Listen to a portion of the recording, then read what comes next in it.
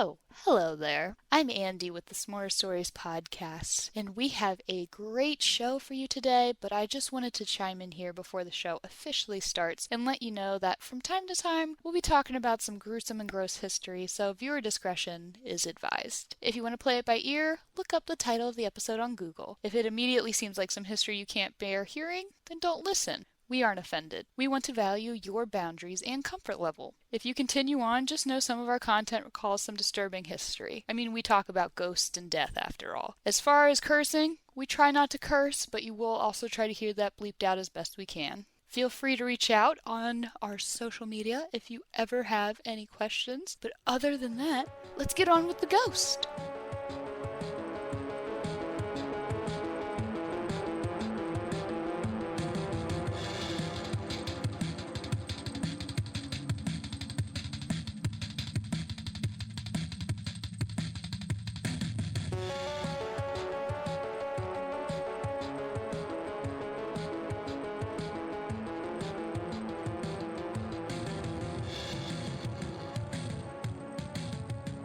All right, everybody, welcome to the S'more Stories podcast.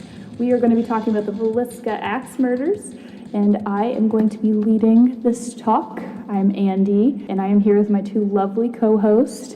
They will introduce themselves shortly, but we have Mantis and Shay. Welcome to the podcast. They will also be hosting a couple of episodes, as you are probably already aware, since this is episode 2. We also just want to preface that we are re-recording this. This is actually the exact date that the murders happened, so it just felt appropriate. So, co-host, why don't you go ahead and introduce yourself, say any words if you have any. Mantis, you want to start? So I'm Mantis.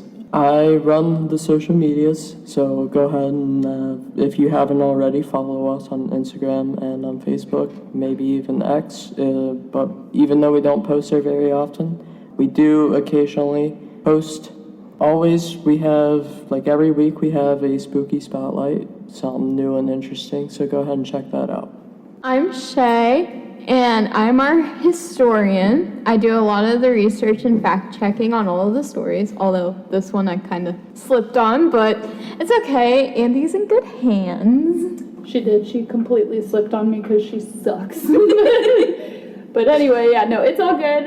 We're talking about the Villisca Axe Murder House, or more prominently or more appropriately known as the Josiah B. Moore and Sara Moore House. These stories are kind of graphic in detail. I'm not going to get into the extreme nitty-gritty, but it is disturbing, so just be aware. All right, I'm going to start with the story, guys, and if you have any comments, jump in. This is kind of going to be a story time around the campfire, imagine that kind of thing. So, yeah, we're just going to be talking about a story, and if you have any comments or questions, love for some jumping in, some commentary. So our story begins in Villisca, Iowa. Ooh, mysterious Iowa. Iowa is super small. It's pretty farmland, as we all know. Very much a lot of corn, things like that in general. And Villisca is really no different. It's a small town in Iowa. It's actually closer to Nebraska than it is to the capital of Iowa. What's the capital of Iowa? Des Moines. What is Des Moines? Thank you. Des Moines is the capital of Iowa. Thank you, Jeopardy. I suck at geography. Long story short. But it is closer to Nebraska than it is to Des Moines. So thank you. Villisca currently has about 1,000 residents. Super small town. It's not known for too much outside of this horrific event, and it's also the birthplace of Randy Weaver, if anybody's familiar with him. He was just a potential kind of off-the-grid neo-Nazi who lived in Idaho. You might know him most famously for his work in the 1992 Ruby Ridge standoff, which may be another day, but that was an event. So That's a topic for another time. For sure. But that's what this town's known for. Aside from that, it seems just a typical small town. It doesn't say anything on anything I could find, even their official town website, about it being a farming town, but it does seem to give those vibes. I did look on Zillow. Shout out to Zillow. And Not sponsored. You can buy a nice 3-bedroom, 2-bathroom house in Villisca, Iowa for $130,000 which, just for context, my house is 900 square feet and probably costs more at this time. So if anybody's looking for a cheap place to move, I found you one. And also the house I saw was very nice. Like, I'd live there in a heartbeat. Do we know what the population of the town was at the time of these murders? Yes, and I will get into that. But yes, it was probably the highest it was at the time of the murders, about 2,000 residents instead. It's always been kind of the small town vibes. I don't think it's ever going to challenge Chicago, for example. But yeah, so it has about 1,000 now, and back in like 1912 it had about 2,000. So we'll just go ahead and go into the story itself. Once again, this is what the town is known for, sadly, so just not great vibes. But other than that, this is a terrifyingly awful story, and it's also why a lot of people visit Villisca, so I guess it gives them tourist money.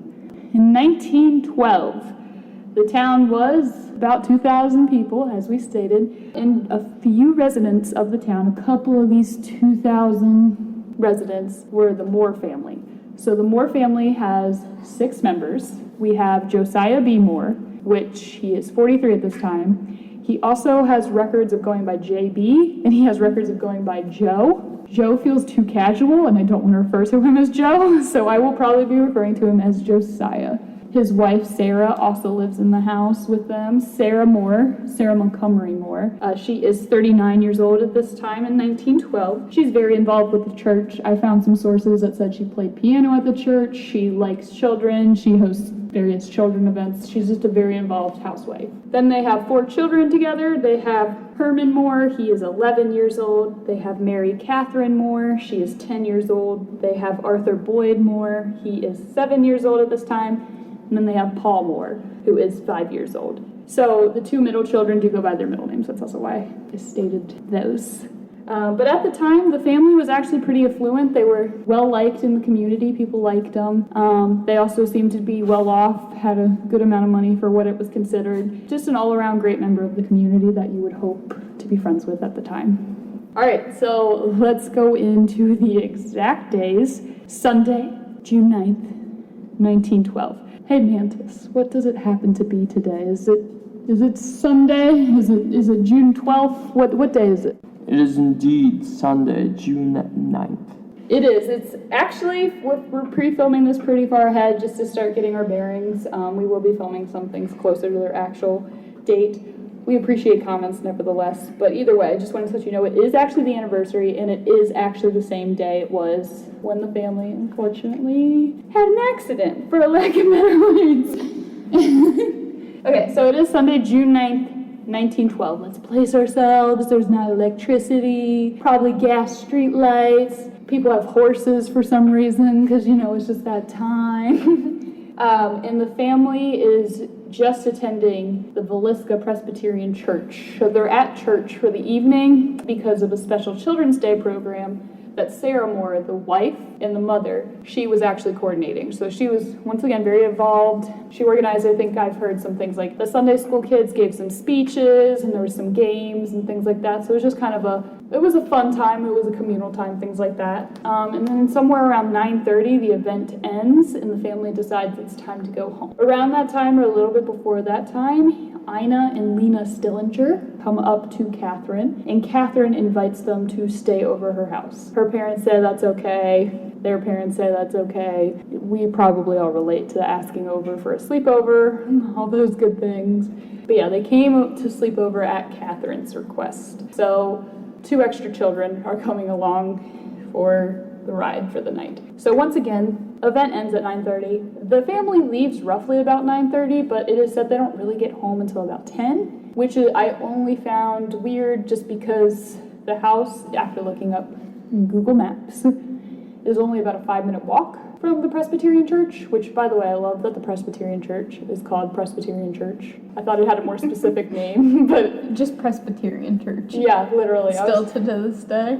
Yeah, exactly. And I was like, why does nobody describe what the name is? I'm sorry, I digress, but it was called Presbyterian Church. They walk home, about a 5-minute walk. They don't get there until about 30 minutes later. I mean, they have, 6 children with them, all under the age of 13. So it's like, I get it. There's probably a lot of chit-chat, a lot of stopping, things like that. Either way, they eventually get home around 10. And it is at least recorded in some places that they kind of chilled for a little bit. They didn't go to bed immediately. Very sleepover-y vibes. They want to have some fun. It's reported the family has some milk and cookies, maybe just hangs out, tells some stories, and then they're most likely in bed by 11 p.m. So that is just for your reference. That's just to let you know, like, timelines that they did probably go to sleep at 11 p.m., but we actually have no way of confirming the timelines, just to let you know.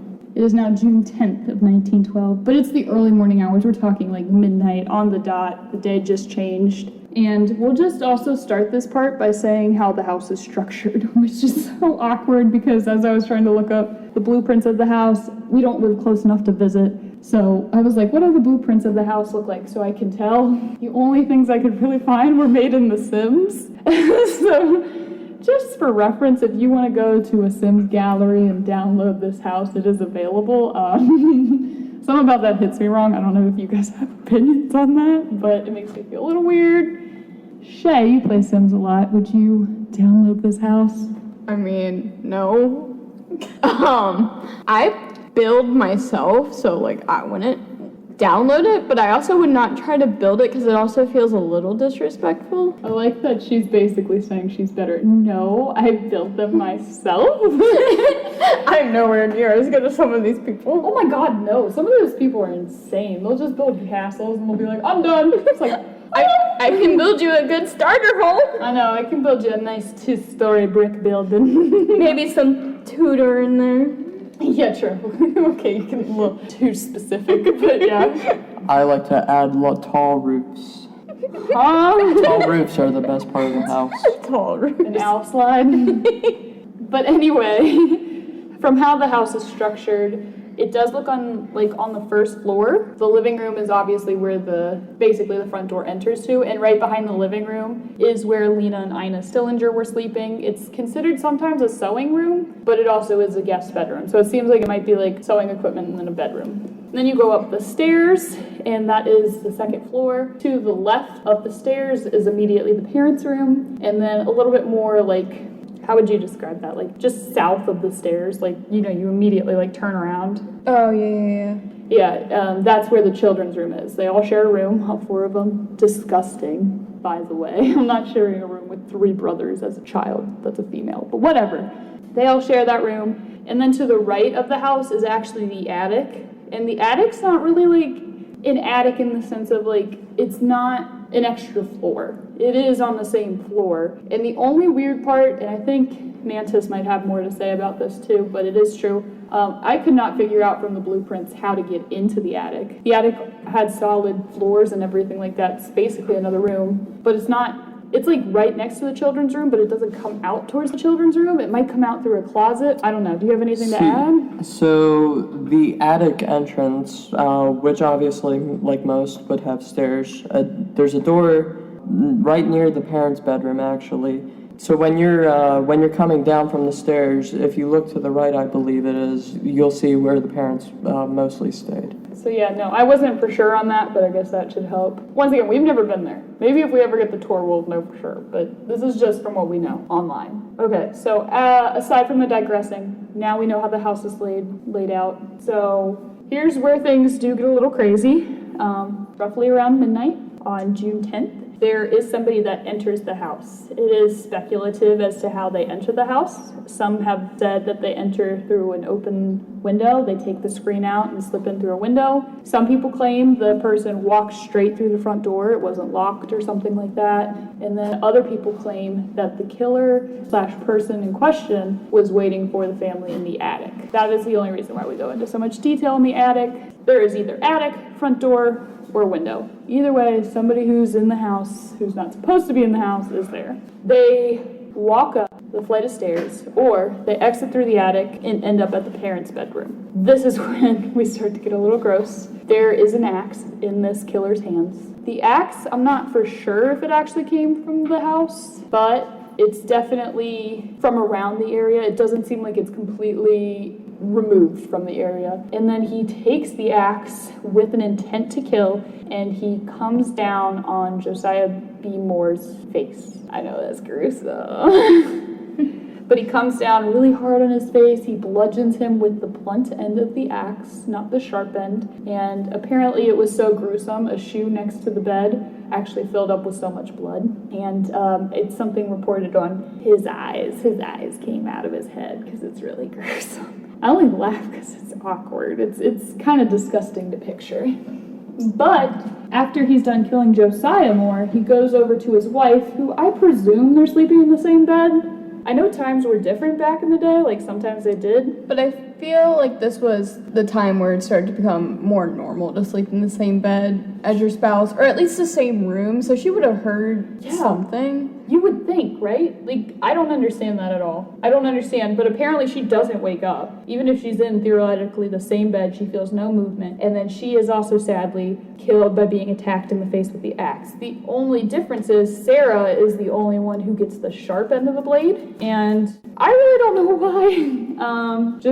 I don't know if the killers got tired. I don't know what happened there, but either way, she is killed with the sharp end of the axe. The killer then makes his way down the hall to the children's room, and in no specific order, sadly, does the same to the children, but with the blunt end of the axe. He comes down on their face, bludgeons them to death, one by one. None of them wake up either, which is insane. Then, this is the real kicker for us, as we've been discussing all day. The killers go downstairs and proceed to kill Ina and Lena Stillinger, who were down there, the neighbor girls who were just sleeping over. He proceeds to kill them the same way. He bludgeons them with an axe to their face. The only difference that we have here is that there is a potential that Lena was awake. So the older one, she's 12 at this time. And the only evidence that supports that she was awake, she does have defensive wounds on her arm. So horrifying, long story short, but she's potentially the only one who wakes up, which is still so baffling. How do you not wake up when people get axe murdered? Like, especially since there's 7 other people in the house along with you, you would have heard something, especially being in the same room as some of them. That's why I think it has to be multiple people. But yeah, so the killer has annihilated everybody in the house, and then this is also where he gets specific, and we don't exactly know what any of this means or what this could indicate, but he then proceeds to close all the curtains for the windows, or at least it's presumed that he did that. He closes all the curtains to the windows, which, yes, that can make enough sense. You don't want anybody to see you rustling around. Then what he does next is he rustles through the drawers and he takes out the family's clothing, and he uses that clothing to cover up the mirrors in the house. After he covers up all the mirrors in the house, he then covers up the faces of each individual he bludgeoned to death with any type of cloth. Just clothes, bed sheets, things like that. They're just covered up in their faces.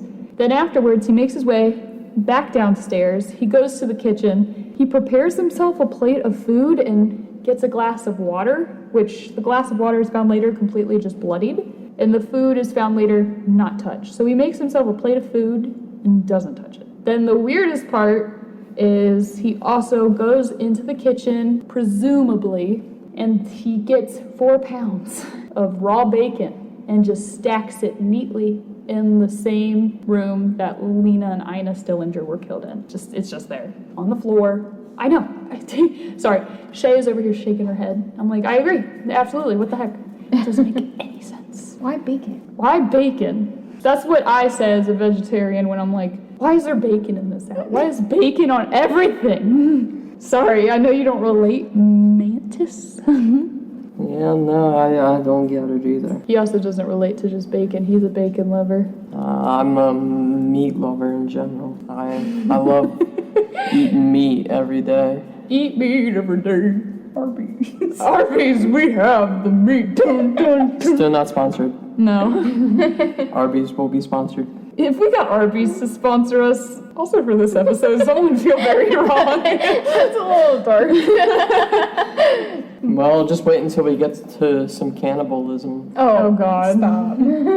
But yeah, so that's what happens. They leave some bacon on the floor, and then also apparently they leave the axe in the room that Lena and Ina Stillinger were killed in. And the axe is still covered in blood at this time. So I have a question. Yeah. So, since we don't know if the axe is the murderer's own axe or the family's axe, because like this was a time where heating and air conditioning weren't a thing, so they probably had a wood fireplace. Mm-hmm. So maybe this was their axe they used to chop down trees or cut up their firewood during the winter, and the killer knows that because most people kept axes in their house due to that reason. So he would look at the most logical place where it would be, which would probably be outside near other chopped wood. Saw that, and if the front door was unlocked, because this was a very different time, could have just walked right in and... Yeah.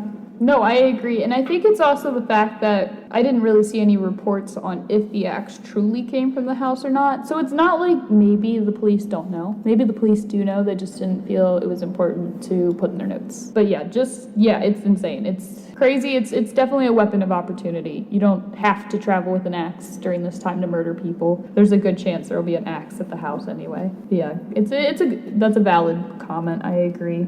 Mind you that this was not the same axe used in the trials that we will be talking about later.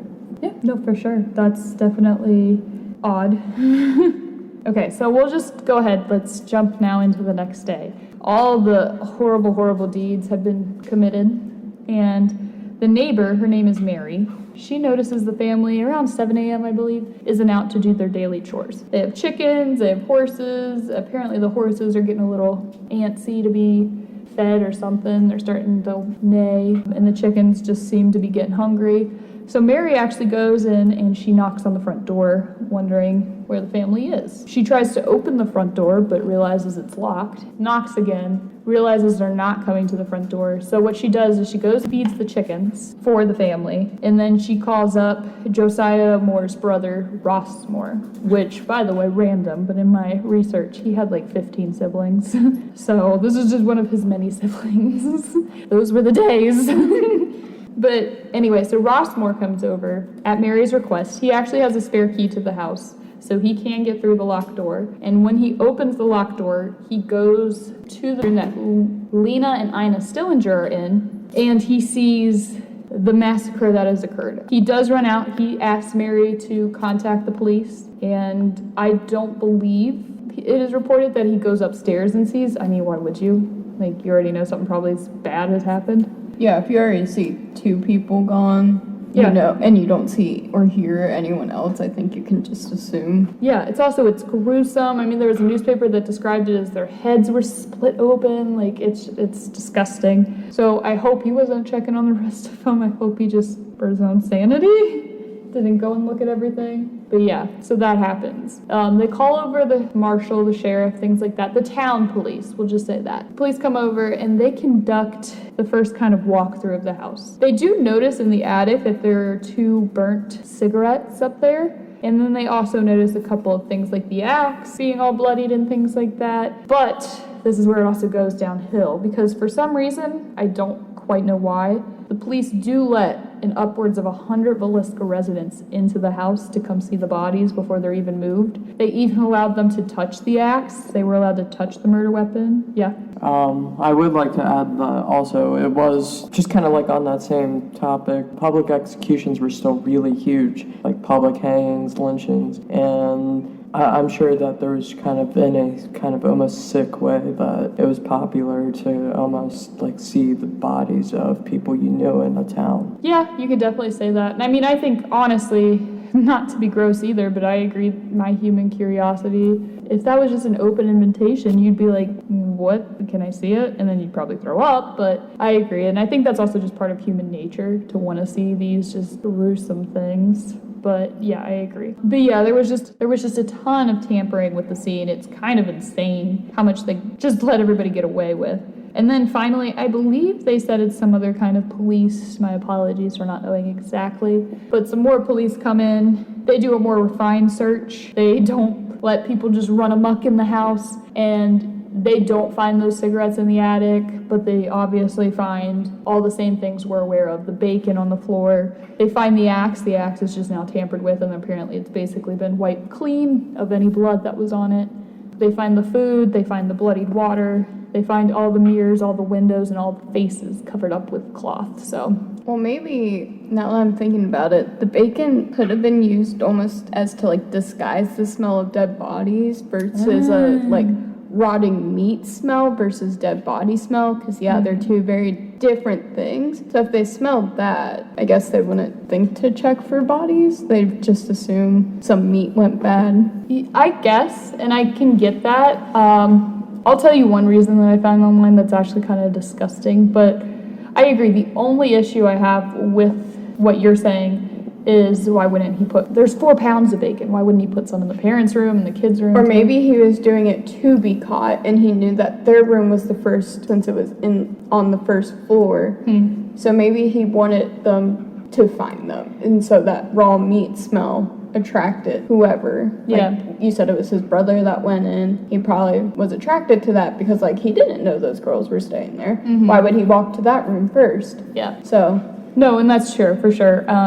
I don't even know. Maybe he also thought people were awake and already sewing and things like that, but I agree. It's weird. The bacon is just flat out weird. The only speculation, and this is gross, so my apologies in advance, but some people, for some reason, I don't know how people have concluded this, they think that the killer may have used the bacon to mate with over specifically Lena Sillinger. So I don't know how that works. I don't want to know how that works. But why 4 pounds just to match? Like, I agree. And but why? It's nasty, and some people say it's because they didn't want to leave evidence. Because they also said that's why you kill people with blunt end of the axe, is to avoid blood splatter. So maybe he was also trying to avoid semen being found on a young female. She was exposed when they found him, but she was tested for SA, and it was proven that she was not actually assaulted in any way. So I don't know.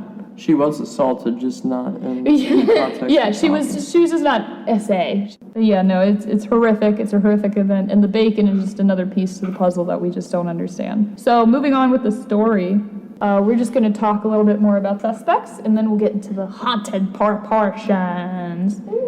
So there's about 7 main suspects that I can find online that people like to consider, and I know we've talked about these guys a little bit in prep for this, but there is a lot of names, so try to stay with me. So we'll start this one off with Andrew Sawyer, or Andy Sawyer. He seems to be a transient. He's a vagrant, which just basically means he's traveling. He doesn't really have an exact home. And it's usually by choice, I think, when they use those words, because they'll choose homeless when they mean it's not a choice. But yeah, he's a vagrant. And I really don't think it was him, but the only real evidence they have on him is that after the murders, he was obsessed with the murders and he slept with the axe. So I've always said it's kind of like blaming Linus in Stardew Valley, because it's like, you're homeless and not familiar to us, blame him. But he could have also been obsessed with them for his own safety, being on the streets and stuff. yeah. And sleeping with an axe might have been just for his own protection. Yeah. And obviously, when you're a little bit more isolated from everyone else, you're just now functioning on the same social level that everyone else is. Yeah. And also, it does sound like there could also be some kind of mental illness and illness. I mean, it could have even been like autism at the time, since they didn't have a diagnosis for that. Mm-hmm. It could have been a hyperfixation on the murders, which not necessarily always means autism, but it is a highly undiagnosed thing at the time. Shay likes really diagnosing people with autism. She's I claimed don't. I have autism. I claim you have ADHD. We all have autism. Oh, God. But We all have autistic attributes. I wouldn't say Okay. we're autistic. okay, fancy, get away. But yeah, so I don't really actually suspect it's him. He's lower on the list, but I understand why he would be questioned. At the time, there was only a couple of suspects, and then one of those other suspects, who's a lot more well known to this case, is Reverend George Kelly. So Reverend George Kelly was a British traveling minister. I don't exactly know what that would entail to be traveling, but he's basically just a traveling priest, things like that. He does have a history of mental illness and a history of being a peeping Tom. They don't actually define his mental illness, but a lot of people do suspect it was schizophrenia because he claims to hear voices and things like that. The man is just not healthy. He's not healthy for himself. He's not healthy for others. He's a character. Long story short, sadly. But yeah, so at the time, Reverend George Kelly was actually probably the main suspect the police had, but they didn't really have any evidence actually pinning him to the crime. So, from my understanding... Yeah, because it was all tampered with. I agree. I mean, yeah, what evidence do they have? So, there was actually a lot of talk from Reverend George Kelly. He did claim that he heard the house talking to him, telling him basically to kill them. He did confess to the murders, but also, reminder, this is a guy who is potentially very mentally unwell, and that both connects him potentially to being capable of these murders, but also confessing for no reason. He was tried, I believe, in 1914, which is shortly around the time that he was actually sent to a mental institution for being a peeping Tom. But that was a different case, and I digress. The jury acquitted. I don't think they actually really believed his confession, which I agree, it's kind of hard to believe. So he was let off the hook. However, in 1917, he was retried for some reason. I don't know. They were just like, it's been 3 years. Let's do something else. In which he also confessed, but the confession was gained under intense police interrogation. So it may or may not have been real, which led the jury to be hung, and he was acquitted again. And that was the only suspect that was ever sent to trial for these murders. And that is, well, again, the axe that was presented in the trials was not the same one that was used on the crime scene for whatever reason it may be. And I don't know why, but, well, whatever. Courts worked differently back in 1917, I guess. But the other suspects at the time included Frank F. Jones. Now, Frank F. Jones, he was a senator. He was an Iowa senator. He was actually the former boss of Josiah B. Moore, which is the father again. He is said to have potentially had an interest in killing Josiah because he actually used to be his boss at a hardware store, and then Josiah opened his own hardware store, which was also like associated with John Deere, and it got a lot more business than Frank F. Jones, the senator's store, so he might have killed him out of a jealous rage. Also, there is some speculation, though nothing has ever been proven, a little rumor, if you will, that Josiah B. Moore was having an affair with Frank F. Jones's daughter-in-law. So, not confirmed or denied, but that was also town gossip, and another reason to potentially kill the guy, but, not for most of us sane people. But yes, so he was definitely one. And then one they kind of considered but didn't go too far with was William Blackie Mansfield, Blackie being his nickname. He was a potential serial killer at this time. He was hired by Frank F. Jones, so the story goes, to go kill Josiah, but he went a little overboard. A little overboard. That's how it's been described. Just a little. I don't really exactly know why they were out to get this guy. I guess he was potentially weird. I think police believed at some point he was addicted to cocaine, so they were just already judging him. But it wasn't until 1914, which was 2 years after the murder, that William Blackie Mansfield's family, his wife, child, mother-in-law, and father-in-law, were also all axe murdered. So it's just a coincidence they're tagging him on, and he wasn't even convicted of his family's murders, but a lot of people speculate it was him. And they also have a claim that a restaurant owner in Villisca saw Blackie Mansfield getting on a train at 5 a.m. on June 10th. So the morning of the murders, just basically right when the killer was done, he saw him, or claimed to have seen him, on the train. All right, and then the last person they actually considered at the time was probably Sam Moyer. This is Josiah's brother-in-law. I think he's technically more related to Sara, which is Josiah's wife. But nevertheless, the only real evidence they had on Sam Moyer was the fact that Sam Moyer did threaten to kill Josiah a couple of times. But apparently, he had a rock-solid alibi that they don't elaborate on. So he just had an alibi, and they're like, okay. Mm-hmm. That was the police at the time. They're like, you know what, I like Sam Moyer. He can't be guilty. He had an alibi. Not that that's what happened, but apparently his alibi was so good it eliminated him from being considered. And then basically there's been a couple that have come post the case. I think the case was considered cold specifically in 1917 after they tried Reverend George Kelly again. They kind of just stopped looking after that. But some people speculate it was another serial killer around the area. So there were similar axe murders in both Colorado Springs and some cities in Kansas. And who committed those murders, they actually don't know that either. But it is a lot of speculation that it could be a serial killer who also murdered the family in Villisca, Iowa. A lot of people consider maybe it to be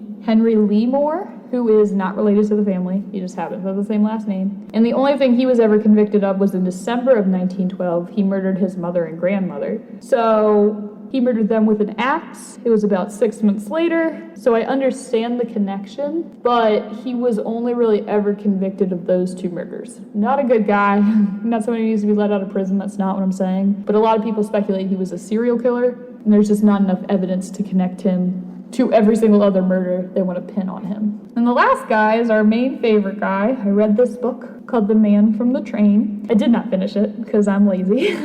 But I read the book. It's actually a great read, so I actually really recommend you check it out. And it's just about the Villisca case, or not solely, but it's mostly about a serial killer that they find based on their interest in the Villisca murder cases. So the last guy is a potential serial killer named Paul Mueller. Now, Paul Mueller is only ever described in an 1897 newspaper research article, and he was in Massachusetts at that time. The only time he's ever named by name. He was a farmhand for a family that was axe murdered. And all that's described about him in this article is that he's a German. He doesn't really know too much English. He's an immigrant. He's short. He's stocky. He has widely spaced teeth.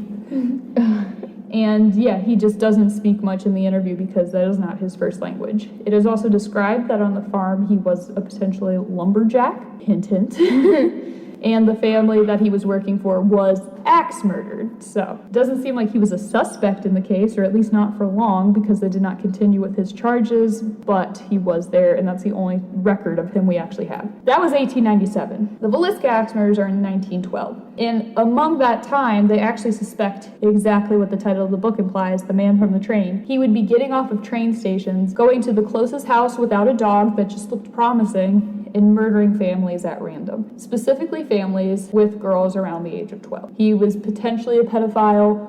That's why they specifically suspect that Lena might have been a target of something, because she was the right age group for him. In normal murders by Paul Mueller, he would SA somebody, usually a young girl. He would axe murder most of the people, and the craziest part on what connects him, I think, to most of the murders is in all these cases they were used a blunt end of an axe in order to murder people, which is specific. But yeah, they claim that he came off the train, murdered people at random, and then at some point stopped. And the only thing that we have connecting to why he might have stopped is that in 1922, it is reported that there was a family in Germany. Now remember, this man was a potential German immigrant. There was an axe murder in Germany in a city I'm not about to try to pronounce. So When it happened as soon as these murders stopped, like same year that these murders stopped in the U.S., there was one very similar in Germany.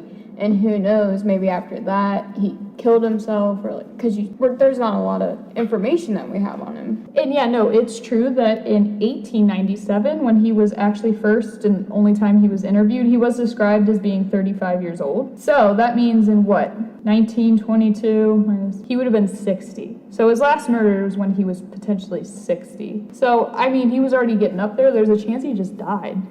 That's very true. But yeah, if everything that they claim in The Man on the Train is true, he is potentially the most prolific serial killer in the United States. As my significant other has stated, it sounds a little too good to be true to explain all these stories. It sounds a little folklorish, the boogeyman. It literally sounds like a scary, scary boogeyman. But, I mean, it could technically be why these cases are the way they are. It could explain a lot. The only thing we have a hard time believing is it's so many people. But at the same time, we weren't used to having national serial killers, so that wasn't really what any police were looking for. They weren't looking for people hopping town to town to town. They were suspecting people in their town. And for Paul Mueller's crimes, a lot of people were probably wrongfully convicted, which is lovely. But yeah. So, now that we've listed all the suspects, do you guys have any personal opinions on who you think did it? I mean, I think it's a toss-up between Paul Mueller and the Reverend. Paul Mueller solely because, these cases are very similar to the ones that he has been a suspect of or have happened around the same area he's been in, that people have reported to see him in. But the Reverend, he was at the church with the kids, could have seen Lena. We know he had some mental issues and could have been attracted to Lena. And the reason it took the family so long to get home is they probably stopped at these girls' houses to let them get a change of clothes or whatever. So that could have added 10 minutes and then meeting back up with them. So he had plenty of time to run from the church to their house, sneak in there, and then hide somewhere. Yeah, true. Or he could have even just simply peeping Tom, like, followed him home and then waited until he saw all the candles go out. Yeah, no, I agree. Mantis, do you have any ideas or? Me personally, I'm not really leaning towards anyone in particular. I just think there's not a whole lot record-wise. Obviously, records were not very well kept, so I think there's just not enough information for me to really make a mind. Okay, then who's somebody you think isn't guilty? Obviously, none of the family. Okay, yes. I meant more of the suspects that we listed. Yes, But did you yes. have any suspects you didn't think? Probably not the Andy. That you stated first. That one just wouldn't make a whole lot of sense. Already being ostracized from society, this would just open the door for it even more. Yeah. See, I also just don't think it's Josiah's brother-in-law or Sarah's brother or whatever he is, because this doesn't seem like a very passionate crime. Like, it does, but it doesn't feel like someone who knew the family. Mostly because he covered their faces, and I feel if you're doing this because of you're sadistic and want to see your brother-in-law die, you wouldn't cover his face. You wouldn't cover his kids' faces. Plus, why would you kill two girls that weren't even related?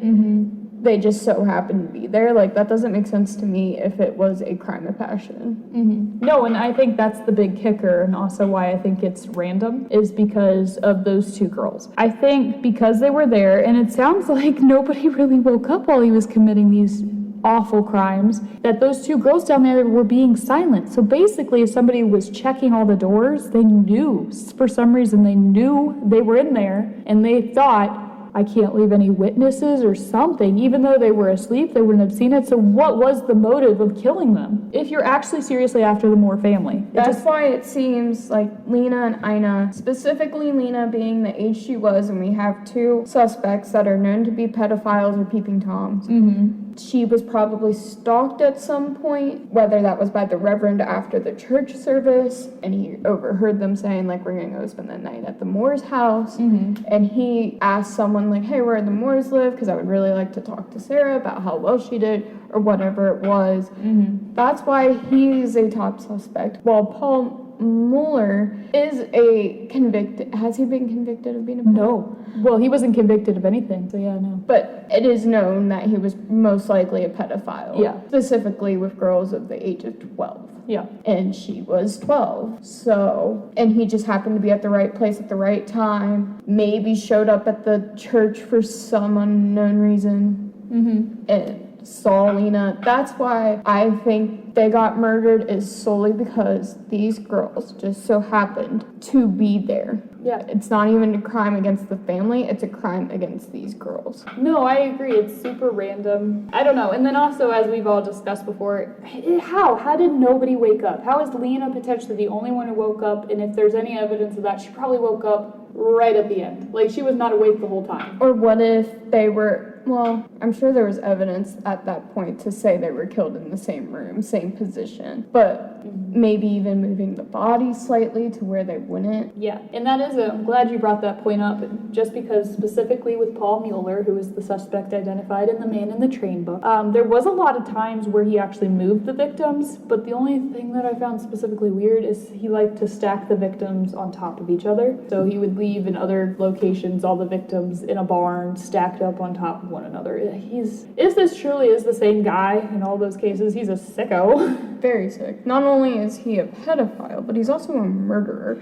But he doesn't want to see himself or his victims. Yeah, which honestly sounds so sadistic, to not want to see yourself committing these crimes. Like, you know what you're doing is wrong. Yeah. You know that this isn't right. Yeah. But yet you continue to do this brutal murder to multiple people. Yeah. No, it's true. I just think it has to be a serial killer. I won't convictively say it's this Paul Mueller guy, because I agree with my significant other. It does seem like it's a little bit like folklore. It literally feels like it's so hard to believe that you tied every single murder that went basically unsolved / similar to this one guy. But at the same time, I don't think the Villisca axe murders was convicted by somebody who didn't know what they were doing. You had to know what you were doing. And apparently the floorboards lift in the house, at least nowadays. So if you lifted up a floorboard, that you could tell when somebody's walking through the I house. mean, back then, I guess, did chloroform exist? He could have chloroformed them so that they were knocked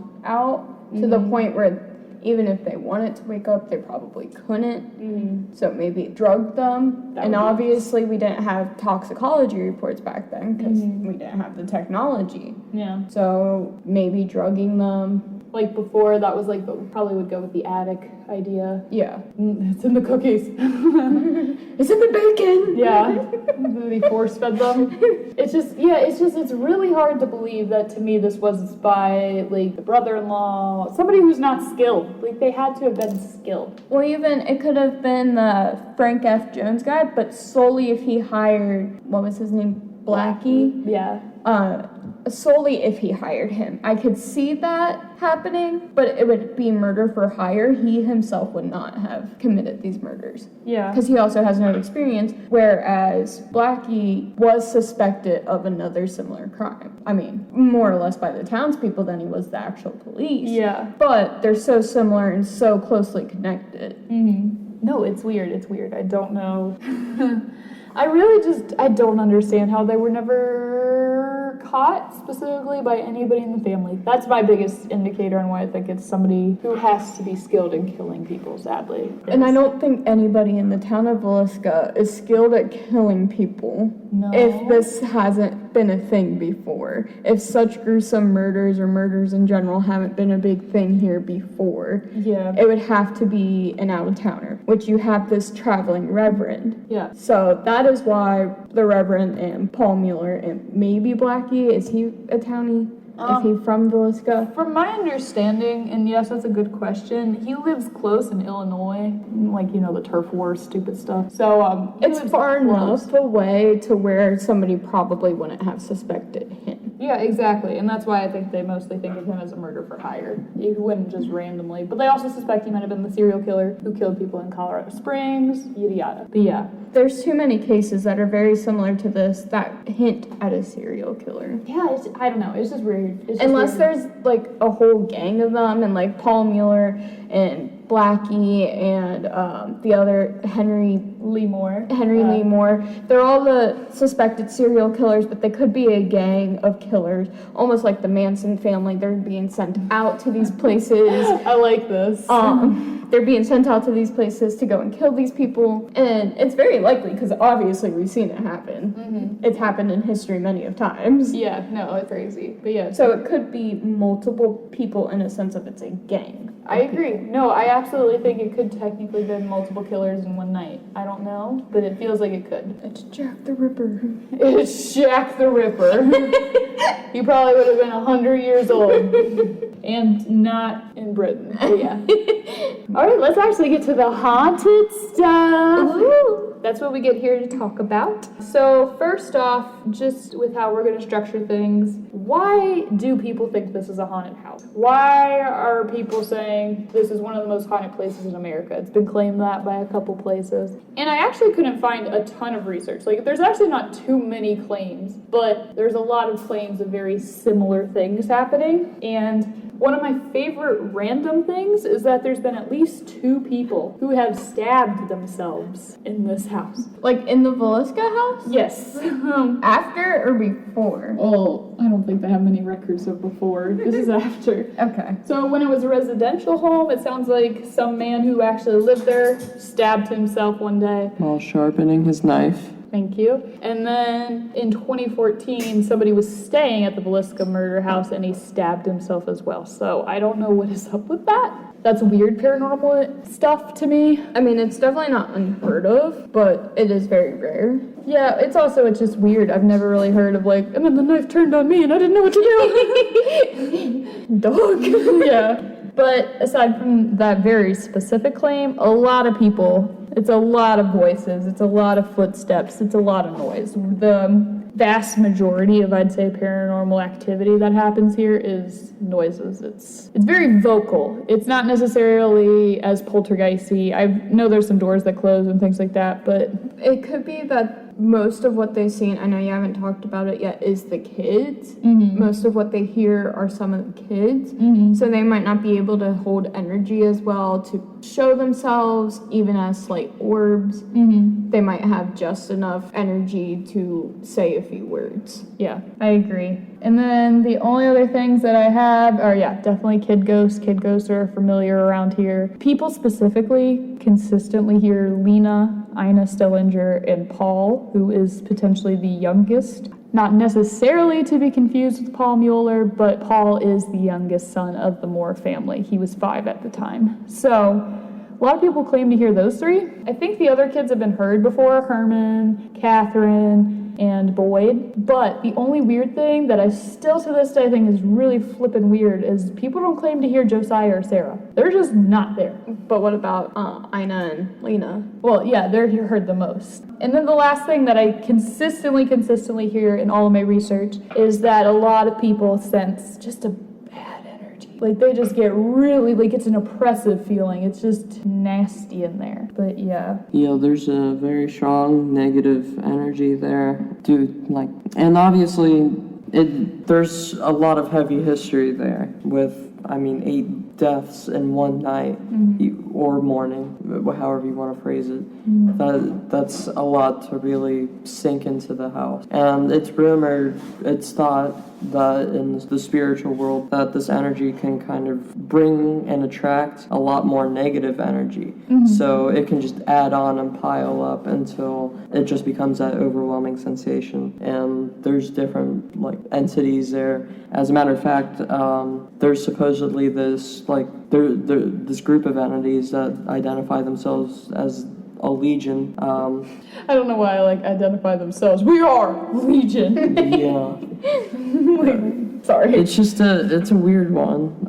But there's supposedly many entities that are a part of this legion. Yeah, no, it's definitely speculative as to what is causing it, but these are just absolutely what people are noticing when they go to investigate or just even go on tours there. And many families, especially actual families, have troubles being there, staying there because of that energy that we've mentioned before. Well, part of me wonders how long this energy has been felt there. Was it felt before the murders, or did it happen because of residual energy from the murders?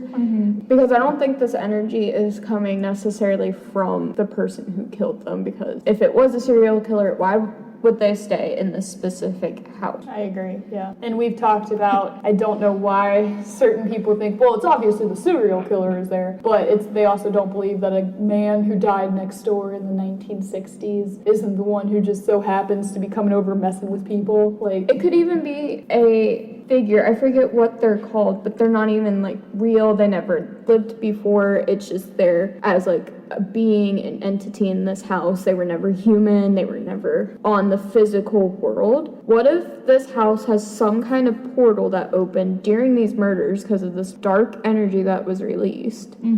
So then this figure, I really wish I could think of the name, but this figure that was never human is there to mess with them. Maybe is mimicking to be the kids, because who knows if the kids can even present themselves, but it's not necessarily a demon or... Well, this might sound a bit weird, but coming back to the bacon, what if the bacon was used almost in a ritual-like way? No, and that's definitely a possibility. I'm not as familiar with satanic. And the covering of the mirrors are also thought to be a way of portal and energy transferring.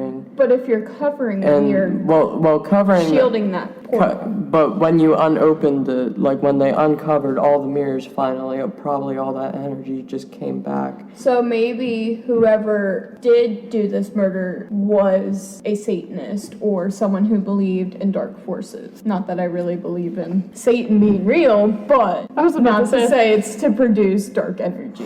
I thought she was about to be Satanists obviously aren't real. I was yeah, none of them. None. No, I'm not. I don't know about Satan being real, but no, yeah, It's pretty... No, there's just a lot of things, and I think a lot of it ties to just the weirdness of it, too. It's the bacon. It's exactly what you guys are mentioning. The floors being covered. Why were their faces covered after? Well, and I feel even if they didn't let the townspeople in to touch and look at everything, there still would have been too many missing puzzle pieces to who did this. Because, one, everything was covered. Two, there's no way to test fingerprints that I know of. I don't know when that technology really came in. I don't really know either, but I would assume not, or else they wouldn't have let him touch the weapon, I would hope. And the bacon. Like, the bacon's just randomly there. Like, you're never going to be able to make that fit. Yeah. No, it's weird. It's really weird. But yeah, no, those are all the reasons why it definitely could be haunted. And then in terms of, like, sightings and stuff like that, like, aside from haunted houses, this is just, like, more specific things that people, like, see. And as we keep mentioning, it does seem like a lot of people interact with the kids. Ina and Lena Stillinger are the main two. Do you think it's because they know that they were the ones targeted? I don't know. More than likely. Well, and then, so my significant other also thinks specifically because Lena was awake, or potentially the only one who even remotely saw it, she might be the only one who actually, if we're thinking this is a serious dead person, and a true actual what we think ghost are, if we think she is a true dead person, we might think she's the only one not at rest because she doesn't even know, like, what happened. While the others, they were so peacefully asleep, you could just claim... she might not even know she died. Yeah, or she might super know and she's trying to reach out to people. It's just, She might want it solved herself, but doesn't know how to convince the real world to see that. Yeah. No, it's weird. I think it is not... I don't think it's necessarily a coincidence that they're some of the most active ones. Now, some people have also speculated now, since Paul, the youngest boy, comes through, is that actually a reference more to Paul Mueller? But I don't know. Somebody's name is Paul, like our ghost. But yeah, no, it's a crazy house. It's filled with a ton of things, and the kids are definitely a big part of that. There is also a lot of claims of footsteps coming up the stairs and down the stairs and around everything.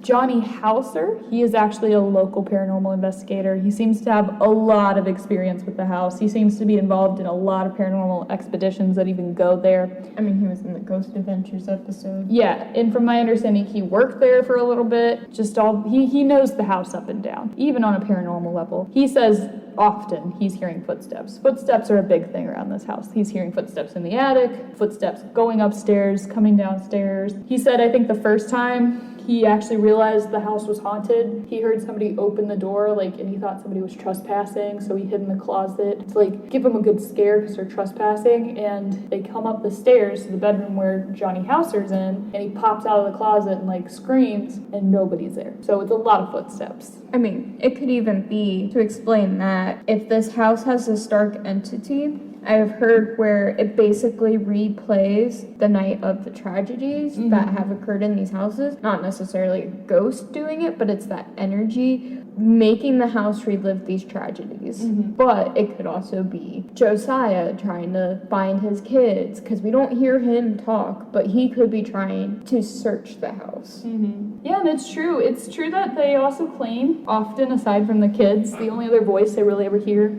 is a deep man's voice, and he does seem to be a little misleading, whoever this is, if this is a person, if this isn't a recreation of energy, whatever this is. But there is a darker male voice in the house, and could it be Josiah? Maybe, but some people speculate it's a serial killer. Some people speculate it's just the killer. Some people speculate it's Reverend George Kelly. We just have no way of knowing. But this person is also very communicative. We consistently hear a man. We've not really ever heard an adult female, so I think it's safe to say nobody's really heard Sara. Don't know why. I think since a lot of the responses they have gotten from this deeper man's voice have changed so much, goes back to my theory of it's not necessarily a ghost, it's that entity that I really cannot think the name of. It's basically a spirit just wandering this world, messing with us. Yeah. No, I agree. It might not even be connected to the case, not connected to the house. It's just having a good time, because guess who keeps going there and wanting to talk to things? It's just all of us fools. But yeah, no, I think it's definitely a weird and interesting research site, I'll say that. And then the other obvious big story is just the stabbings. That is such a weird bit of evidence that has now happened at least twice. Well, again, that could go, I hate to keep bringing it up, but People have lost their minds or gone a little manic in houses with extremely dark energy, but people have gone into these houses with like extremely dark energy and have been known to hear voices that aren't there. They know they're in their head, they're not actually hearing it. They tend to have manic episodes without having previous episodes before. They tend to lose their minds a bit. That could explain the stabbings, like these people got lost in their mind, but their mind is the house at this point, and they harm themselves. Yeah, no, I agree. It's so weird. And I mean, obviously there's at least some kind of testimony somewhere where Reverend George Kelly has said that the house told him to do it. So what is that about? Like, I mean, he was also presumed to be schizophrenic, so... Yeah. No, and that's also, like, what I'm saying is, yeah, that could definitely be a part of his mental illness, but also what if it is just the nature of the energy of the house? It's an ancient Indian burial ground. I mean, it is in Iowa, so... Yeah. And there were a lot of tribes up there, still are today, in the northern United States. So it easily could have been an ancient burial ground. I know that's, like, well, I know it's a played-out stereotype, yeah, but... It is very possible, I guess, being where it is. I don't know. Either way, it sounds like the property has some bad juju. Do you have anything to add, Mantis? Little Mantis. Really, when obviously there's more, or at least to me, it becomes obvious that there's more than just more than just the people who were victims there. There's obviously something else, and whether that's people who have been in that area previously, or whether that's just negative attention, attraction, whatever it may be, being pulled there. I think that for whatever reason, we don't hear the parents. Maybe they're just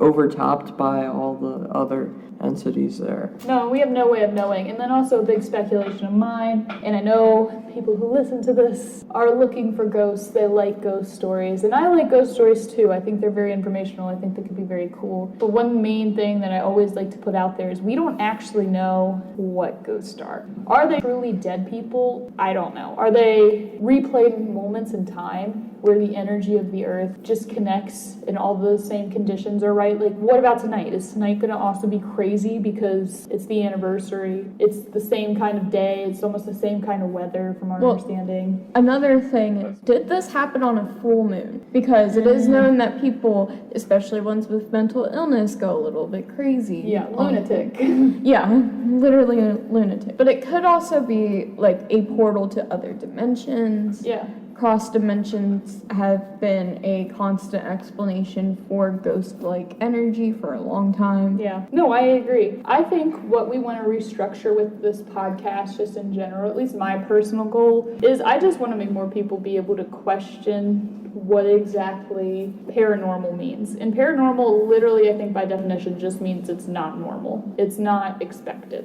It's out of the normal, not expected, things like that. And there is truly, in my opinion, something paranormal that goes on in this world. But is it the stereotypical ghost? Is it Casper? I don't know. I don't necessarily always think so, but I also cannot put that to the side. So it's going to be a topic of debate throughout the season, which will be fun. But yeah, I don't know if we want to go on, but Shay, she just looked up some stuff on the lunar moon cycle. What did you find? It was a waning crescent, so it was not a full moon, but any moon energy, I feel, can drive somebody insane. What's it going to be tonight? Go ahead and look it up. It should also be a crescent. Waning or waxing? Or it's either a half moon or a waning crescent. It is in the waxing crescent. Almost perfect conditions. If anybody was ghost hunting on June 9th of 2024 at the Villisca Axe Murder House, let us know how it went. So for the next part, we're going to just talk about ghost hunts. Sadly, this was not a place that we were able to ghost hunt. Maybe one day. I mean, invite us. Please. But we will be ghost hunting some other episodes, so stay tuned for those later on. They will be released later in the schedule. But other than that, this one is not one that we could sadly make easily. So we will be going specifically off of other people's ghost hunting experiences and just what generally seems to happen.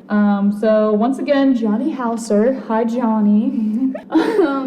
He is a local paranormal investigator, and he seems to just be the most connected to Villisca that any paranormal investigator has really explained. But he has talked about hearing footsteps. He's caught a lot of EVPs. He also claims the house also messes with people. He's ghost hunting this yearly, annually. It's very common that he's there. The only thing he says about messing with people is, I think, it's that deep male voice. It's that voice. It's the thing that keeps messing with people. Because he's always said, he keeps asking, who did it? Who committed these crimes? And it'll say a different name almost all the time. I heard that once it said Reverend George Kelly. I've heard it said Andy Sawyer. I've heard it said you. So it's not consistent. So for this method of research, I'm going to say that I would bust that, and I would, if we were to ever go, I almost don't think it's worth asking. It's been fed too much information. It has names. It's not going to tell you the actual answer. Even if it is like the actual murderer somehow haunting that place, I don't think it's going to say an actual name. Yeah, could you imagine? Without it being taken as a joke. It's probably tee-hee-hee, and as soon as it's like, Reverend George Kelly! It's like, oh my god. Imagine you just catch that last part on like an EVP, the tee-hee-hee. Yeah. I mean, that would be my favorite EVP. And sorry, we do actually have to explain some of the technology we have, or the technology we're referencing. So an EVP actually means electric voice phenomena, and this is just a recording device, usually with slightly enhanced audio compared to what our human ears can pick up initially. That's the one that's through radio signal waves, isn't it? That's Spirit Box. Oh yeah.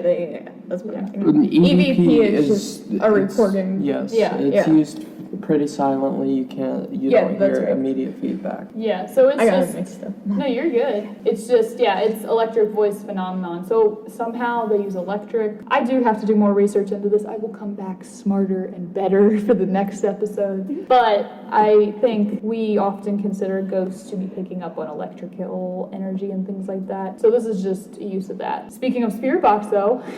Another thing that, aside from EVPs, that these talky ghosts like to use is the Spirit Box. We just got finished watching an episode of Ghost Adventures, and they had some success with the Spirit Box. I also watched a BuzzFeed special earlier on. Ryan and Shay. Don't.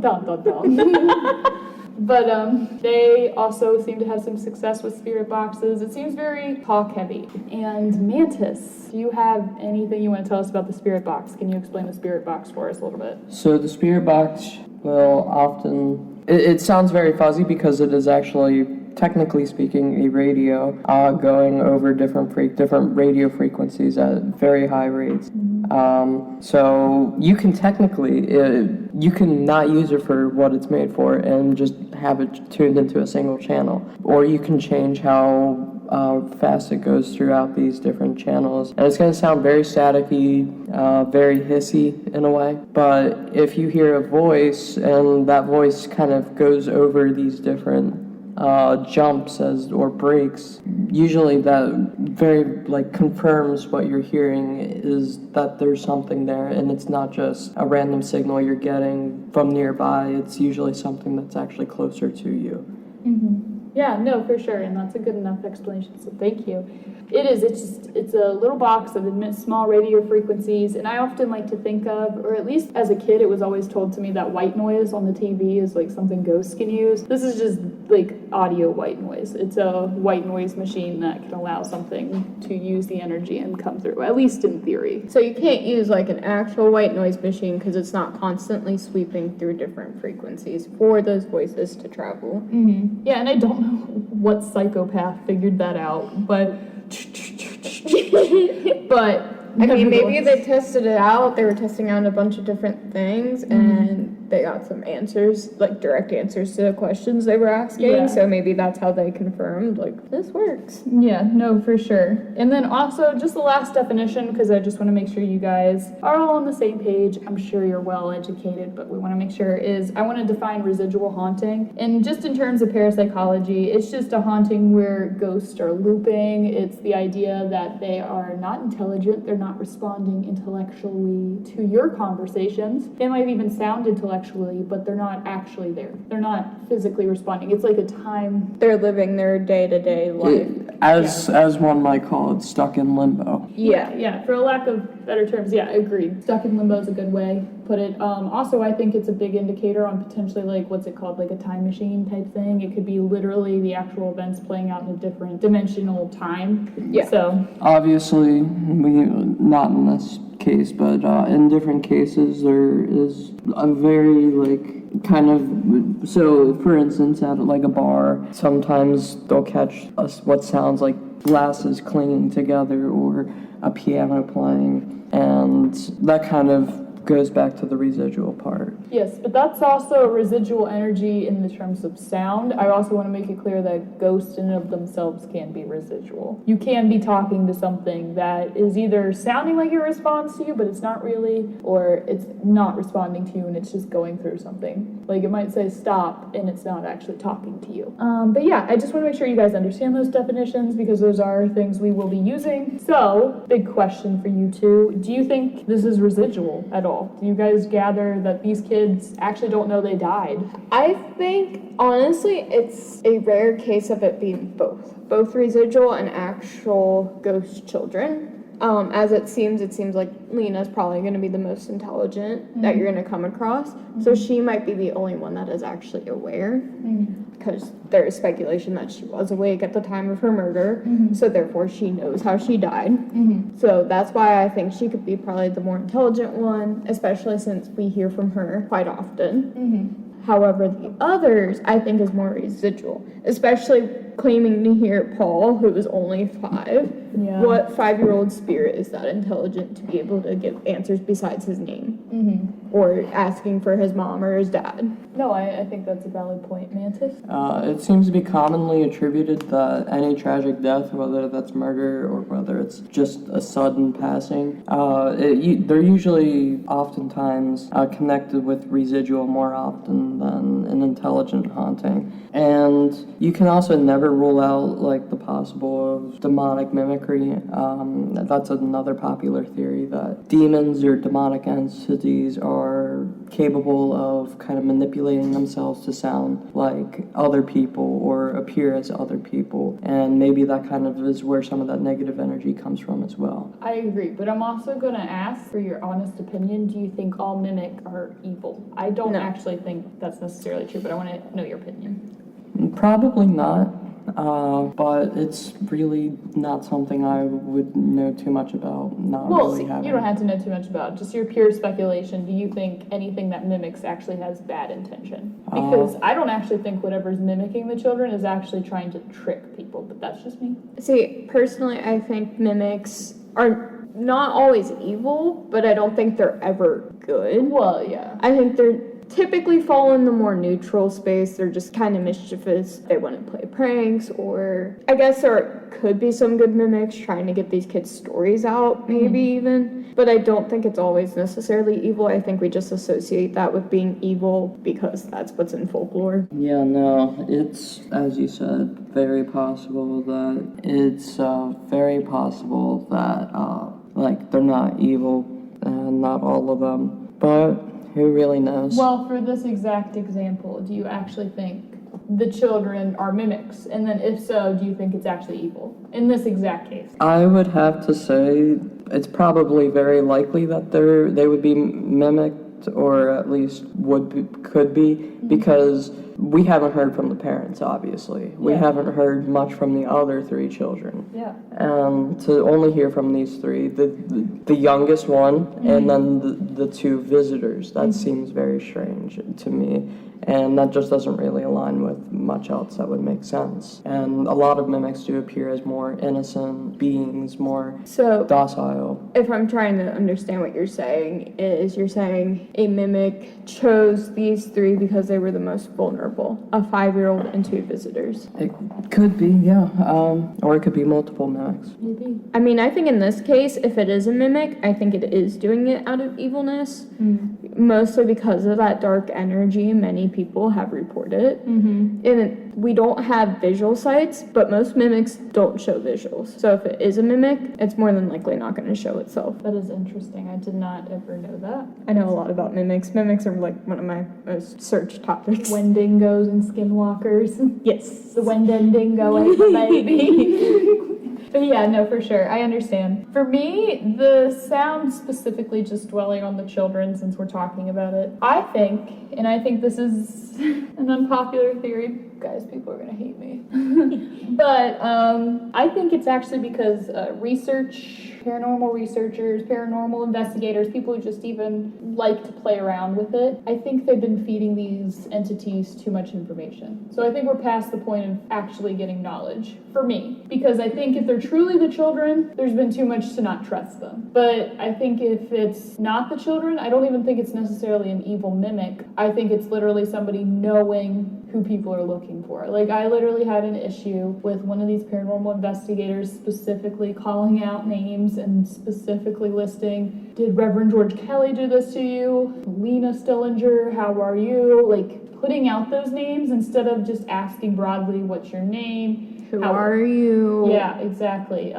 Do you sense anything that happened here? What happened here? I feel bad. I feel negative. What's happened here? I mean, even earlier, I was searching up pictures of the houses, like last night or whatever, and even just looking at pictures, it just feels very dark, very heavy, and I'm not one to necessarily feel presence at all, unless it's like very out there. Yeah.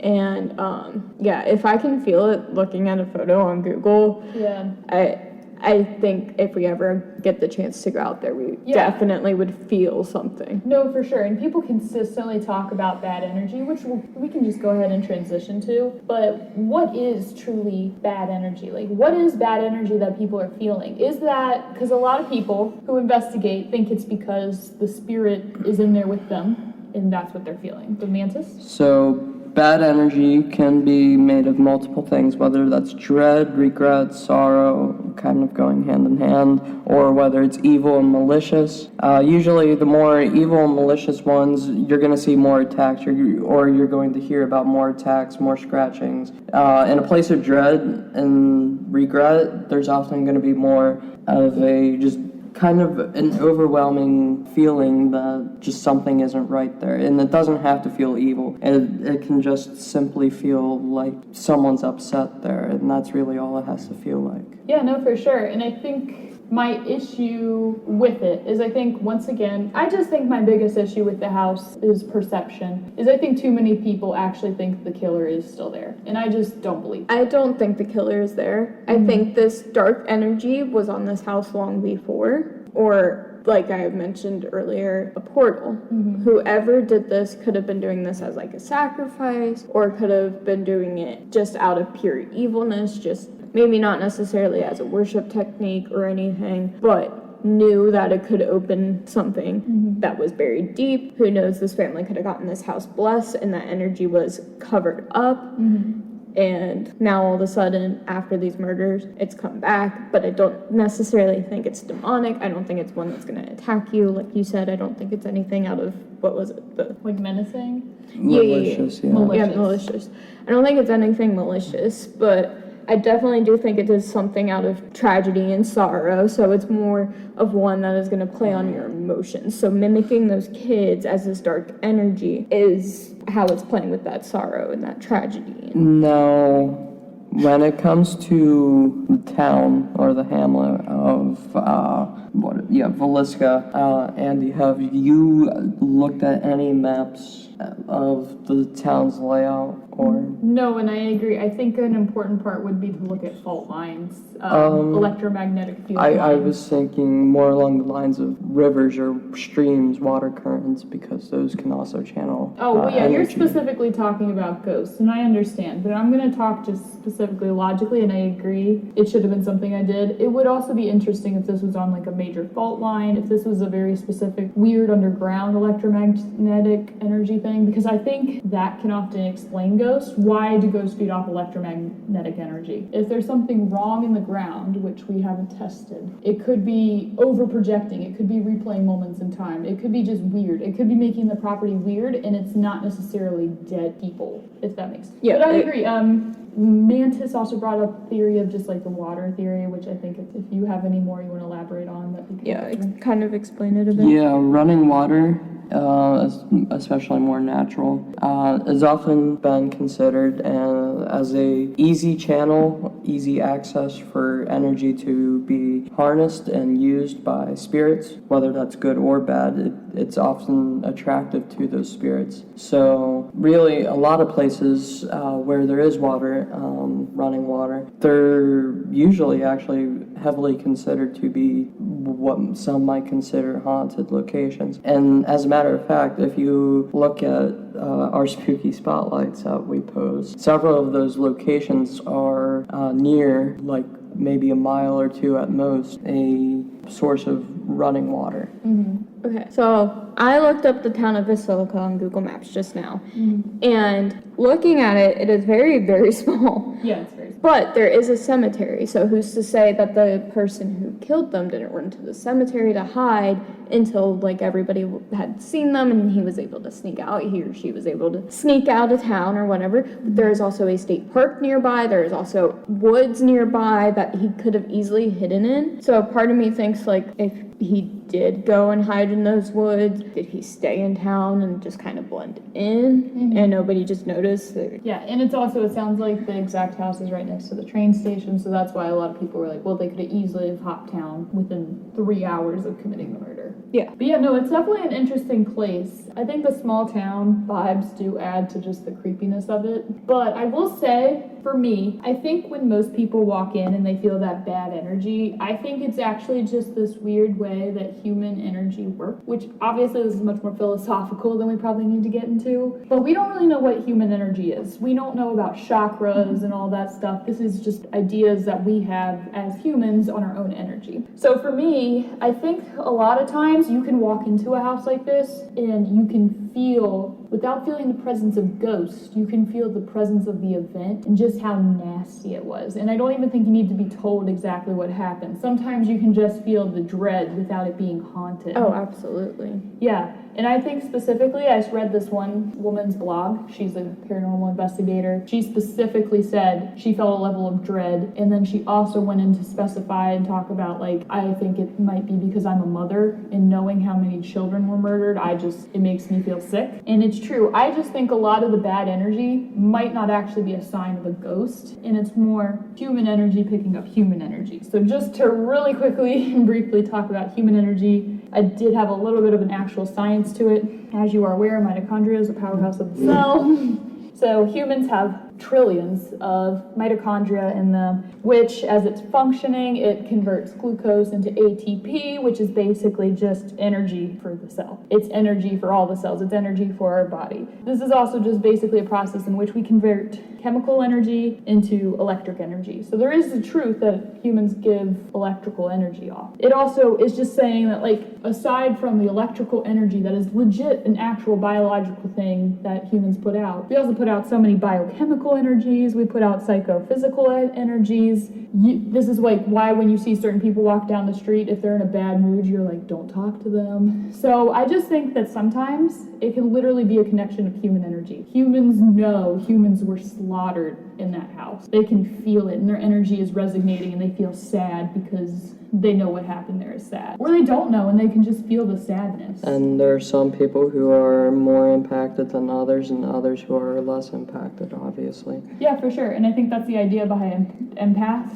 Yeah, I think it depends on how empathic you are. Yeah, no, exactly. So it's true. Are those Empathetic. I've heard both ways. I've heard both. But it's true. I don't know if that energy is actually necessarily a haunted aspect. So, Andy, do you think it is haunted?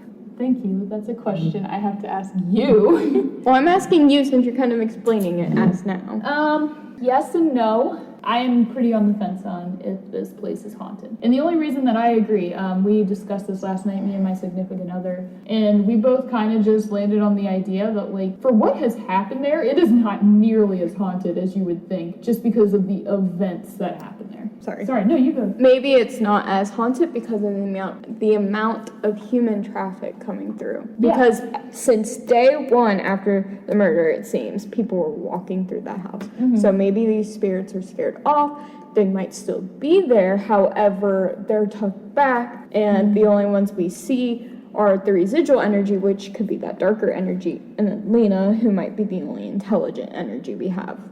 Yeah, no, I agree. So I'm only on the fence of it because, like, it's mostly the noises. The noises are what I can't explain. The bad energy everybody talks about, the bad juju, I think you can explain that on human energy, picking up human energy. But the talking, that one male voice that talks and actually seems to be responding, even though it's messing with people, it's responding. The children are there. Whether they're actually there, I don't know. But their voices are there. So it's like something is off about this house, and there's definitely a reason to paranormally investigate it. But is it haunted, like, as a whole? I don't really necessarily think so. Which is a random question. I mean, a random answer. Yeah. It's just, I think there's things going on, and I think they need to be investigated and researched. But for what happened, it is not nearly as haunted as you would think. Yeah. Do you have something to say, Mantis? Well, to me, I know we haven't really talked about it, but Legion, I haven't really gotten to look much into that, but kind of hearing that that's a possibility of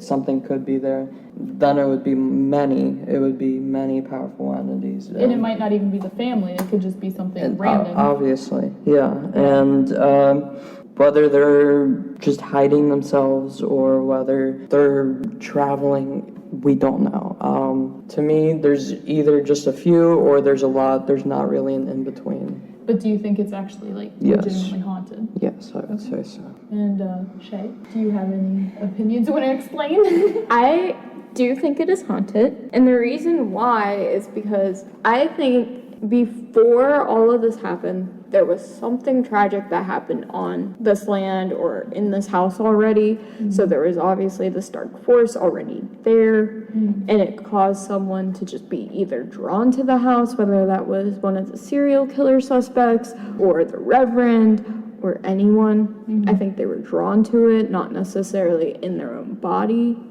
And it could have been, I don't want to say mind controlled, but I do think this house had some kind of power over that person, whoever did this, hence why they covered up the mirrors, because they knew they didn't want to do this, but they might have not had any choice or control. But then I also think nowadays, this dark power or dark energy, whatever was there before these murders took place, is still sitting there and kind of pushing back the other spirits, not letting them have their peace. So we can't really release them, help them get to the other side and officially pass. I think this dark energy is, like I said, not necessarily demonic or malicious, but definitely holding these kids back.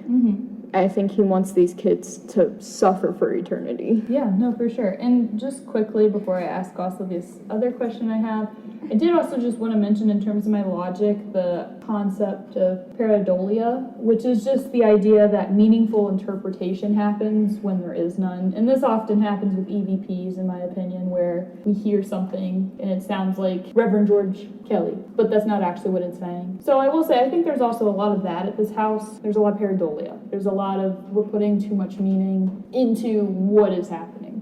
We're putting too much meaning in the kids responding. So that's just my claim. But I think that's why I think it's this energy holding these kids back. It's not really those kids. Maybe besides Lena, because she seems to have been the one giving the most intelligent responses based on what I've seen and heard off of shows and YouTube videos. However, we don't know if that could even be her. yeah. Mimics could be very strong in this house, or it's just that one energy that's playing all these voices, which I guess is still a mimic, but it could just be one or multiple. Yeah, so I will say, as my last kind of question, since we have 2 yeses for haunted and me being Indifferent. Yeah, indifferent, because I won't say it's a no. It's not a no. There's something wrong, but I don't know what that is. I guess it also comes down to how you classify hauntings, whether that's mental or physical, spiritual.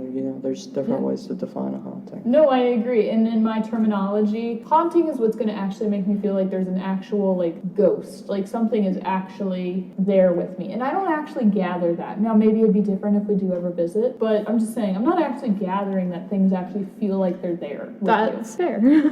Yeah. So, my last question, since we established if it's haunted, who is haunting it? Why are they haunting it? What is haunting it? And I know Shay specifically thinks that Lena might be there. So if you guys can identify that, maybe you think, go down a checklist. Do you think it's random? Or do you think it's Lena? Do you think it's Josiah? Do you think it's a serial killer? Do you think it's a killer? What do you think? See, I think personally it is two different spirits. I think Lena, and I think it is also the spirit that may not have ever actually been human. I think it is an energy-like spirit that may not be controlling the kids, but maybe echoing their voices, whereas Lena is there and she's trapped by this spirit because she is the only one who does not have closure. She was the only one who was not asleep at the time of her murder that we are aware of. And that makes me believe she had no closure. She had no way of actually getting out of this limbo. And this voice is probably messing with all these other kids' voices to make evidence inconclusive. Therefore, her voice is also seen to be lesser of, not taken seriously, just because of this other entity mimicking these other kids. So I think, honestly, there's two spirits, one human, one non-human. Okay. Mantis, do you have any specific opinions on what you do or don't think is haunting there? So again, I think there's either very few or a lot. There's no, like, in between. And it could be a number of things. It could even just be the townsfolk who were there after the murders occurred, and maybe they were just so captivated, like Andy, who became obsessed with that murder. Excuse you? Well, not obsessed. Almost guy. Yeah, for sorry. sure. No, it could even be his spirit, for example. Yeah. And becoming so attached, so I don't want to say clingy, but Obsessed. of putting a lot of emotion into there.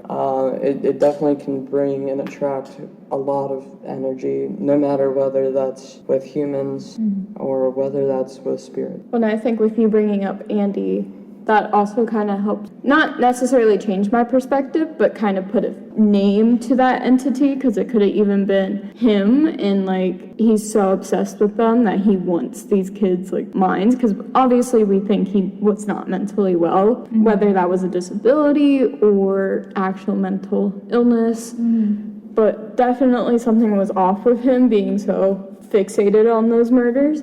So I'm kind of glad you brought that up.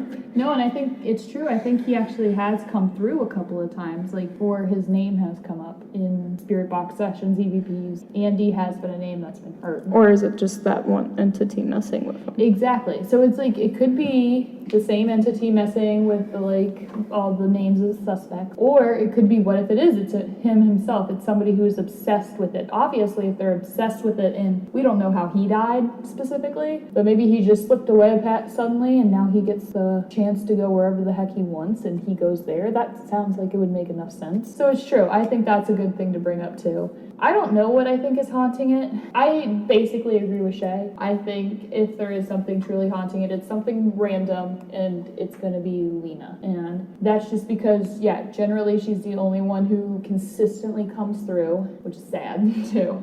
She seems to be the only one who might have had any witness to what was happening at all. She didn't even have much, but she had more than the average person who was killed that day. So I just think that's a good thing. I think that's a good idea. That's a good thought, so I agree with you. Well, I was curious, Mantis, just last minute, since you keep mentioning the Legion and things like that, do you actually think the Legion is a haunting here? It's very possible. I would have to look more into it, try to really find out more about it to really say anything definitively, draw any conclusions, but it's very possible that there is like an assortment of entities there.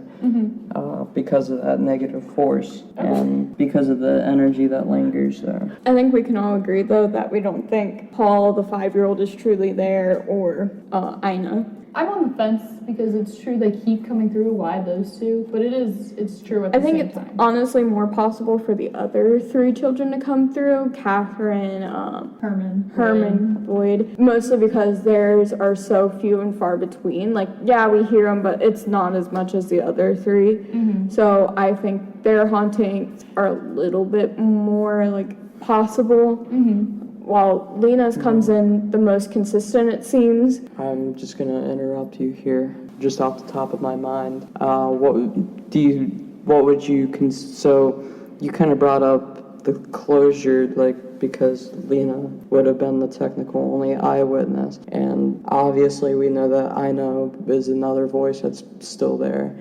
Do you think that there could be, like, the possibility that those were the 3 last victims, but he was getting sloppy, he was getting slow at this time, after already having 5 killed, he was already getting tired? And I mean, we don't really know who he or she killed first. We really don't have a time frame, I guess, for that. But I would assume that the 2 girls, Ina and Lena, were the last ones murdered because they're in a room that's not typically used for sleeping. However, you might be onto something, like the last 3 be the last, like the ones we hear the most could be the last ones killed and have the most energy. I don't think Paul's there at all just because of him being so young. I think Ina has a greater chance because her sister is still there. She might still feel connected to be with her sister, her last loved one she was with.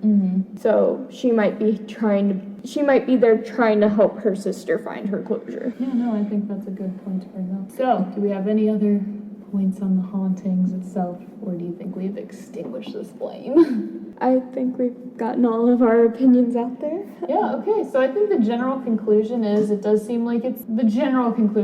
haunted. And almost all of us would agree it seems like there's at least one child there who may or may not be intelligent, and there may or may not be something of a darker energy there.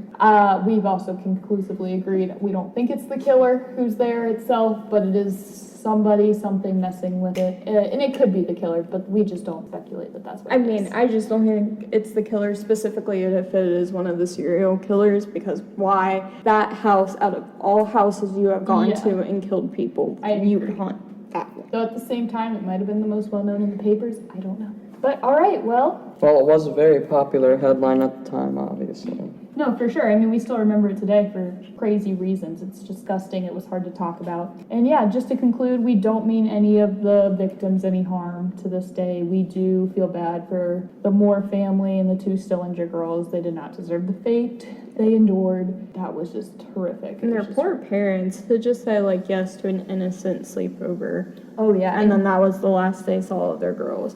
That's why I come back to the theory of they walked back to Dillinger's houses to get, like, a change of clothes or something. Yeah, it took them so long, but yeah. Because why else would a 5-minute walk turn into 30 minutes? No, I agree. And then the only other thing that I'll even add here, just because you just talked about the parents of the Stillingers, they actually had a baby that was born in 1912 that was either miscarried or stillborn. And oh my God. I know. It was the last kid they ever had, so just a random fun fact. So the Stillinger family, at least that branch of the Stillinger family, is no longer...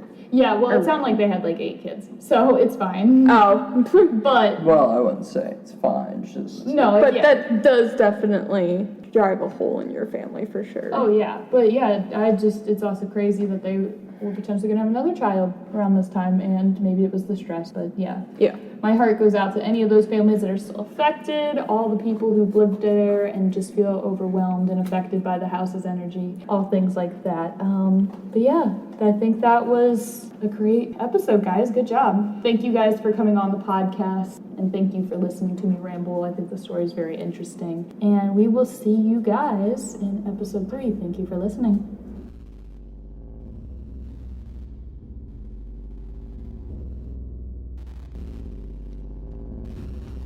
And a very special thank you to our editors, Andy and Sam, as well as our host, Andy, Shay, and Mantis. We couldn't do it without any of you, and thank you for listening.